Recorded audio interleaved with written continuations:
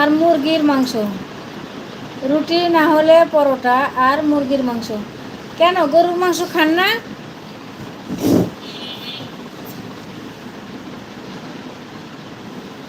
যাব কি বলো, গরুর মাংস খান না? গরু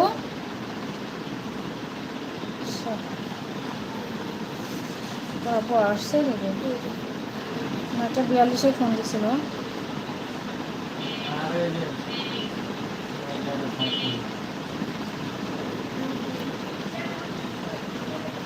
হালকা গন্ধ লাগে কেন?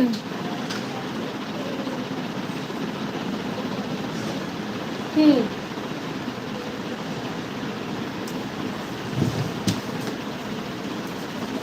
যে একটা আইসক্রিম আনা দুজন খাই। না না, বেশি ঝাল। তাহলে অল্প ঝাল দিবি, হালকা ঝাল।